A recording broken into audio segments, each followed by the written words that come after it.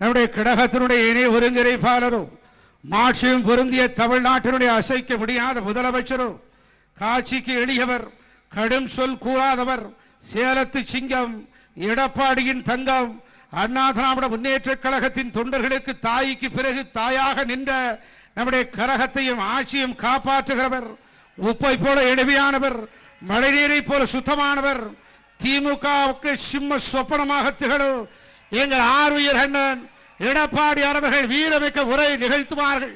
புரட்சி தலைவி அம்மாவின் புகழ், புரட்சி தலைவி அம்மாவின் புகழ், புரட்சி தலைவி அம்மாவின் புகழ்.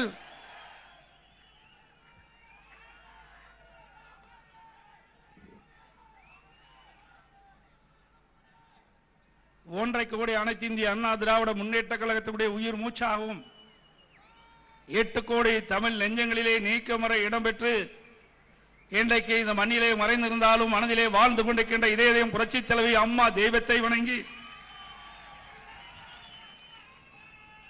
இன்றைய தினம் நாடே வியக்கின்ற அளவிற்கு ஒரு மெகா கூட்டணியை அமைத்து முதலாக நாடாளுமன்ற பொது தேர்தலிலே தமிழகத்திலே கூட்டணி அமைத்து அந்த கூட்டணியிலே மிக சிறப்பாக எழுச்சி உரை ஆற்ற வருகின்ற மாண்புமிகு பிரதமர் நரேந்திர மோடிஜி அவர்களே,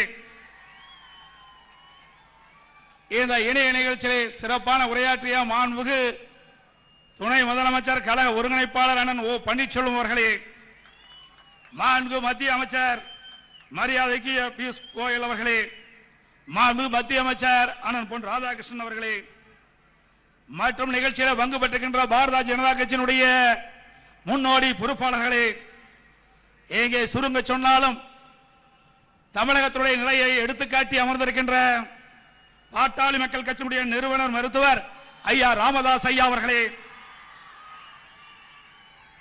மருத்துவர் மரியாதைக்குரிய அன்புமணி ராமதாஸ் எம்பி அவர்களே, மற்றும் பாட்டாளி மக்கள் கட்சியினுடைய தலைவர்களே, நிர்வாகிகளே, இந்த நிகழ்ச்சியிலே கலந்து கொண்டிருக்கின்ற மரியாதைக்குரிய முன்னாள் அமைச்சர் அண்ணன் கே பி முனுசாமி அவர்களே, மாநில உறுப்பினர் அண்ணன் வைத்திலிங்கம் அவர்களே, முன்னாள் அமைச்சர் அண்ணன் பொன்னையன் அவர்களே, புதிய தமிழகத்தினுடைய நிறுவனர் டாக்டர் அண்ணன் கே கிருஷ்ணசாமி அவர்களே, என்ஆர் காங்கிரஸ் கட்சியினுடைய தலைவர் மரியாதைக்குரிய முன்னாள் முதலமைச்சர் அண்ணன் திரு என் ரங்கசாமி அவர்களே, புதிய நீதி கட்சியினுடைய தலைவர் மரியாதைக்குரிய முன்னாள் நாடாளுமன்ற உறுப்பினர் அண்ணன் திரு ஏ சி சண்முகம் அவர்களே, மூவேந்தர் முன்னணி கழக நிறுவனர் டாக்டர் அண்ணன் என் சேதுராமன் அவர்களே, கொங்கு முன்னேற்ற கழகத்தினுடைய தலைவர் அண்ணன் திரு பெஸ் ராமசாமி அவர்களே, கொங்கு இளைஞர் பேரவையினுடைய நிறுவனர் சட்டப்பேரவை உறுப்பினர் அண்ணன் திரு தன்னியரசு அவர்களே,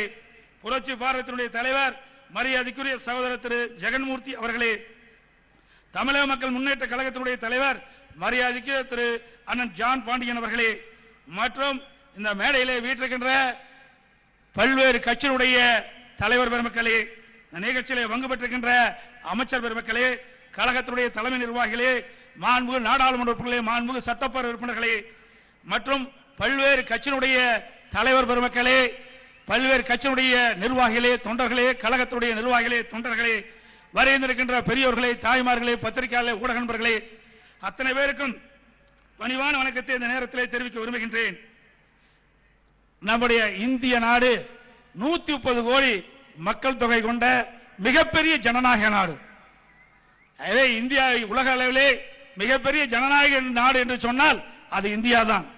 130 கோடி மக்கள் கொண்ட மிகப்பெரிய ஜனநாயக நாட்டிற்கு வலிமையான திறமையான இந்த இந்திய நாட்டை ஆளக்கூடிய தகுதி கொண்ட ஒரே பிரதமர் நம்முடைய பிரதமர் நரேந்திர மோடிஜி அவர்கள்தான். ஏனென்று சொன்னால் நாம் இங்கெல்லாம் பத்திரமாக நிம்மதியாக வாழ்ந்து கொண்டிருக்கோம் என்று சொன்னால் அங்கே இந்திய நாட்டை ஆளக்கூடிய வலுமிக்க பிரதமர் இருக்கின்ற காரணத்திலே நாம் நிம்மதியாக வாழ்ந்து கொண்டிருக்கின்றோம். அப்படி திறமையான வலிமையான இந்த நாட்டை நிர்வகிக்கக்கூடிய தலைமை பொறுப்பேற்கக்கூடிய தகுதி நம்முடைய பாரத பிரதமர் நரேந்திர மோடிஜி அவர்களுக்கு தான் இருக்கிறது என்பதை சுட்டிக்காட்ட விரும்புகின்றேன். இன்றைக்கு இந்தியாவிலேயே எத்தனையோ அரசியல் கட்சி தலைவர் இருக்கின்றார்கள், தேசிய தலைவர் இருக்கின்றார்கள். 130 கோடி மக்கள் இருக்கின்றார்கள். இந்தியா முழுவதும் தேடி தேடி பார்க்கின்றோம். அதை தேடப்பட்டதிலே நமக்கு கண்ணுக்கு தென்படுவதெல்லாம் நம்முடைய பாரத பிரதமர் நரேந்திர மோடிஜி அவர்கள்தான் நமக்கு கண்ணுக்கு தெரிகின்றது. அதே 130 கோடி மக்களுடைய பாதுகாப்பு மிக முக்கியம். ஒரு நாட்டின் பாதுகாப்பு மிக முக்கியம். அந்த நாட்டுடைய பாதுகாப்பை வழியெடுத்து செல்லக்கூடிய தகுதி நம்முடைய பாரத பிரதமர் நரேந்திர மோடிஜி அவர்களுக்கு இருக்கின்றது என்பதை நேரத்தில் சுட்டிக்காட்ட விளைகின்றேன். அதனால்தான் அனைத்து இந்திய அண்ணா திராவிட முன்னேற்ற கழகம், பாட்டாளி மக்கள் கட்சி, புதிய தமிழகம் மற்றும் பல்வேறு மேடையில் இருக்கின்ற கூட்டணி கட்சிகள் எல்லாம் ஒன்றாக இணைந்து இன்றைக்கு பாரதிய ஜனதாவை ஆதரிக்கின்றோம். ஒரு நாட்டுடைய பாதுகாப்பு மிக முக்கியம். இன்றைக்கு அண்டை நாட்டில் இருக்கின்றவர்கள் எல்லாம் நம்ம நாட்டை நோக்கி இன்றைக்கு எவ்வளவோ பிரச்சனை உருவாக்கி கொண்டிருக்கின்றார்கள். அதையெல்லாம் முறியடிக்க வேண்டும் என்று சொன்னால் திறமையான வலிமையான அத்தனையும் தாக்கு பிடிக்கக்கூடிய ஒரு தலைவர் இந்திய நாட்டிற்கு வேண்டும். அது நம்முடைய பாரத பிரதமர் நரேந்திர மோடியால் தான் இருக்கும் என்று மக்கள் தீர்மானித்து விட்டார்கள். அதே போல அண்மையில் காஷ்மீர் மாநிலம் புல்வாமா மாவட்டம் என்ற இடத்தில் நமது துணை ராணுவ படையினர் சென்ற வாகனத்தின் மீது பயங்கரவாதிகள் தற்கொலை தாக்குதல் நடத்தினார்கள்.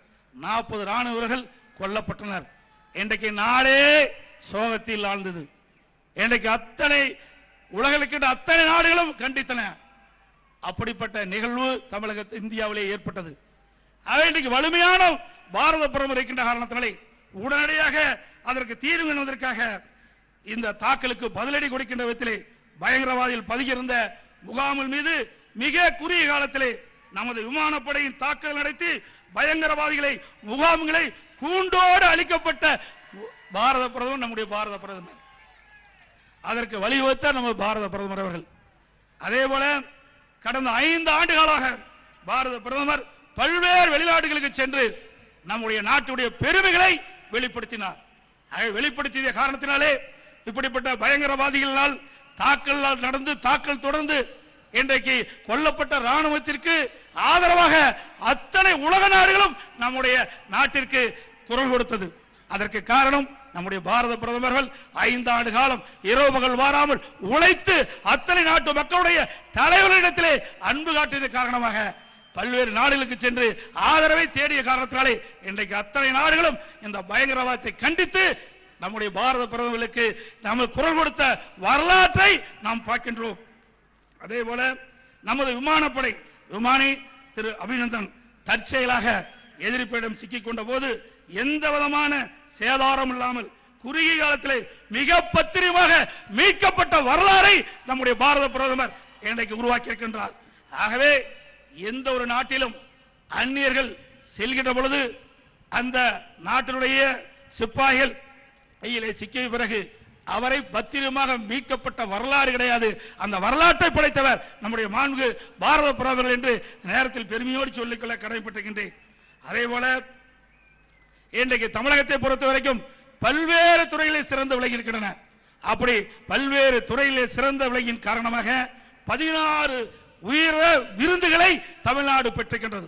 அத்தனை துறைகளும் இன்னைக்கு சிறந்து விளங்கிக் கொண்டிருக்கின்றது. அதே போல சட்டம் ஒழுங்கு பேணி காப்பதிலே தமிழ்நாடு இந்தியாவிலே முதன்மை மாநிலமாக விளங்கிக் கொண்டிருக்கின்றது. தமிழ்நாட்டுடைய சாலை உட்கட்டமைப்புகளை இன்றைக்கு சிறந்த முறையிலே பேணி காக்கின்றோம்.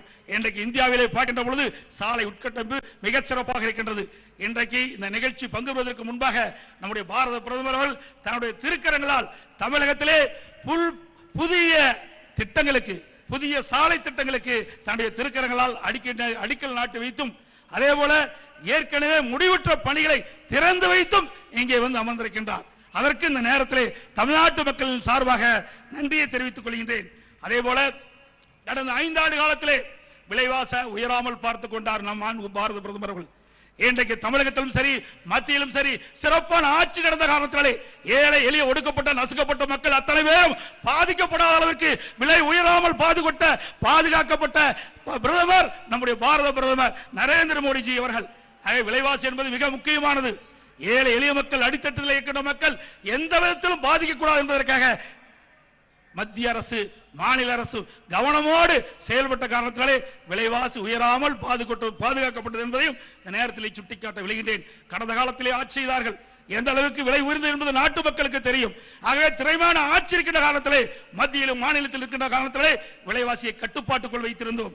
அதே போல சென்னை மெட்ரோ ரயில் திட்டம் முதல் கட்ட பணிகள் நிறைவு பெற்றன, இரண்டாம் கட்ட பணிகள் துவங்க இருக்கின்றன.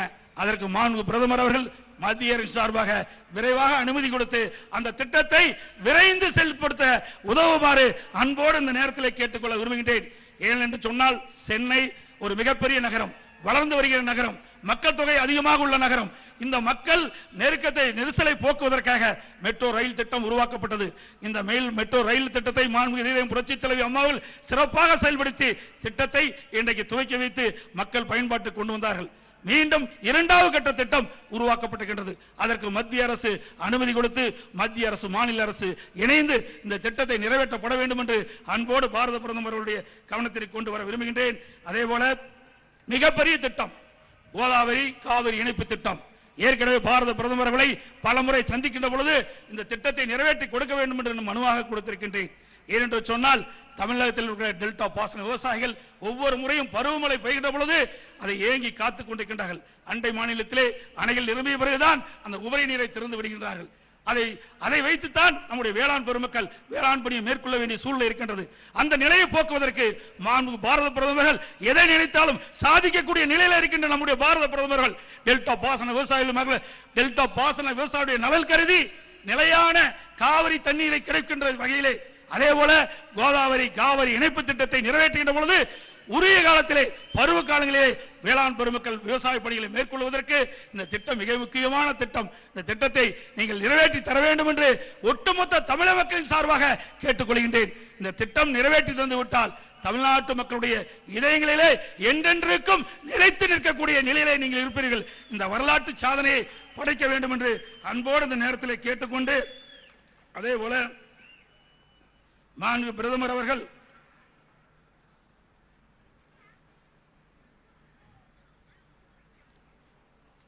விவசாயிகளுக்கு சிறு குறு விவசாயிகளுக்கு நலம் பெற வேண்டும் என்பதற்காக இன்றைக்கு டெல்டா வடக்கு மாவட்டத்திலே கடுமையான வறட்சி, போதிய வேலைவாய்ப்பு கிடையாது. அதே போல கஜா புயலினால் அங்கே இருக்கின்ற மக்கள் எல்லாம் பாதிக்கப்பட்டார்கள், சிறு குறு விவசாயிகள் பாதிக்கப்பட்டார்கள். அப்படி சிறு குறு விவசாயிகள் பாதிக்கின்ற பொழுது அந்த விவசாயிகளுக்கு ஏதாவது செய்ய வேண்டும் என்று ஒட்டுமொத்த இந்தியாவில் இருக்கின்ற அனைத்து சிறு குறு விவசாயிகளும் பயணிக்கின்ற விதத்திலே 12 கோடி அந்த சிறு குறு விவசாயிகள் நலன் பெறுவதற்காக ஒவ்வொரு 4 மாதத்திற்கு ஒரு முறை 2000 ரூபாய் அவர் வங்கி கணக்கு செலுத்தப்படும் என்ற அறிவிப்பை தந்த பாரத பிரதமர் அவர்கள், விவசாயியை காத்த பாரத பிரதமர் அவர்கள், இன்றைய தினம் தமிழகத்திலே 25 லட்சம் பேர் சிறு குறு விவசாயிகள் தேர்ந்தெடுக்கப்பட்டு மத்திய அரசுக்கு அனுப்பப்பட்டிருக்கிறது. அதில் இதுவரை 14 லட்சம் பேர்களுக்கு அவருடைய விவசாயியுடைய வங்கி கணக்குக்கு அந்த பணம் வந்து சேர்ந்ததுள்ள என்று பெருமையோடு சொல்லிக்கொள்ள கடமைப்பட்டிருக்கின்றேன். அதே போல மாண்புமிகு புரட்சி தலைவர் அம்மாவுடைய அரசும் இன்றைக்கு விவசாய தொழிலாளிகள் ஏழை தொழிலாளிகள் அத்தனை பேரும் நலம் பெற வேண்டும் என்பதற்காக அம்மாவுடைய அரசு இந்த ஏழை மக்களுக்காக முதற் தவணையாக, அதாவது இந்த ஏழை குடும்பங்கள் அத்தனை பேரும் பயன்பெற வேண்டும் என்பதற்காக சிறப்பு திட்டத்தின் வாயிலாக ஒவ்வொரு குடும்பத்திற்கும் 2000 ரூபாய் வழங்கப்படும் என்ற அறிவிப்பை கொடுத்தோம். அந்த அறிவிப்பை கொடுத்தவுடன் திராவிட முன்னேற்ற கழகத்தை சேர்ந்த எதிர்க்கட்சி தலைவர் ஸ்டாலின், திராவிட முன்னேற்ற கழகத்தை தலைவர் ஸ்டாலின் உடனடியாக அவர் கட்சியை சேர்ந்தவரை வழக்கு தொடர சொல்லி நீதிமன்றத்திலே நாம் தீர்ப்பை பெற்றோம். இப்பொழுது தேர்தல் ஆணையத்திலே சமர்ப்பிக்கப்பட்டிருக்கின்றார்கள். இது தேர்தலுக்காக கொடுக்கப்படுகின்ற தொகை என்று சொல்லுகிறார்கள். ஏழை மக்களுக்கு கொடுப்பது தவறா? எண்ணி பாருங்கள். இவர்கள் எப்படி நாட்டை ஆண்டால் நாட்டு மக்களுக்கு நன்மை செய்வார்கள் என்பதை எண்ணி பார்க்க வேண்டும். இன்றைக்கு தமிழகத்தில் இருக்கின்ற அத்தனை ஏழை குடும்பத்தை சேர்ந்த தொழிலாளருக்கும் ஒவ்வொரு குடும்பத்திற்கும் 2000 ரூபாய் வழங்கப்படும் என்ற அறிவிப்பை நாங்கள் கொடுத்திருக்கின்றோம். இது தவறா? இரவு பகல் பாராமல் ரத்தத்தை வியர்வையாக மண்ணிலே சிந்தி உழைக்கின்ற அந்த விவசாய தொழிலாளி, அந்த தொழிலாளி கொடுப்பது தவறா? அப்படிப்பட்டவர்களும் நாட்டை ஆண்டால் நாடு எப்படி இருக்கும் என்பதை நாட்டு மக்கள் சிந்தித்து பார்க்க வேண்டும் என்று அன்போடு இந்த நேரத்தில் கேட்டுக்கொள்ள விரும்புகின்றேன். அதே போல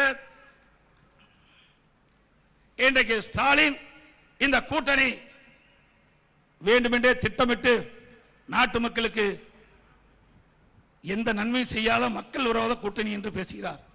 மேடையிலே வீட்டுக்கின்ற அத்தனை பேரும் விவசாய குடும்பத்திலே பிறந்தவர்கள் அதிகமாக. நானும் ஒரு விவசாயி, பாரத பிரதமர் ஒரு விவசாயி, மாண்புமிகு நம்முடைய ஐயா டாக்டர் ராமதாஸ் ஐயா அவர்கள் விவசாயி, மேலே இருக்கின்ற கூட்டணி கட்சிகளும் விவசாயி. விவசாயிகளுக்கு நன்மை செய்கிறது துரோகமா? மக்கள் வராத ஆட்சியா? எண்ணி பாருங்கள். இன்றைக்கு ஸ்டாலின் திராவிட முன்னேற்ற கழகம் மத்தியிலே மாநிலத்திலும் ஆட்சி செய்தது. கிட்டத்தட்ட 13 ஆண்டு காலம் மத்தியில் ஆட்சி அதிகாரத்தில் இருந்தார்கள். தமிழ்நாட்டிற்கு எந்த நன்மை செய்தார்கள்? இவருடைய ஆட்சியில என்ன கொண்டு வந்தார்கள்? எந்த திட்டத்தையாவது கொண்டு வந்தார்களா? இவர் குடும்பம் கொள்ளையடித்தது, இவர் குடும்பம் அதிகார வர்க்கமாக மாறியது. அதுதான் கண்ட பலன். நாட்டு மக்களுக்கு எந்த நன்மையும் கிடைக்கவில்லை. அப்படிப்பட்டவர்கள் இந்த தேர்தலை சந்திக்கின்றார்கள். ஆகவே வலிமைமிக்க பாரதத்தை உருவாக்க வேண்டும், நாட்டை காக்க வேண்டும். இன்றைக்கு பாரதம் வலிமைமிக்க தமிழகம் வளர்ந்த வளம் கொளிக்கும் பூமியாக மாற வேண்டும் என்று சொன்னால் பாரத பிரதமர் மீண்டும் இந்த நாட்டுடைய பிரதமராக வர அத்தனை பேர் ஒன்றுபட்டு உழைப்போம், வெற்றி காணிக்கை அவருக்கு அளிப்போம் என்று நேரத்தில் தெரிவித்து, இப்பொழுது கூட நம்முடைய கூட்டணி மெகா கூட்டணி. நம்ம கூட்டணியை கண்டு ஏன் இவ்வளவு பயப்படாது என்றே தெரியவில்லை.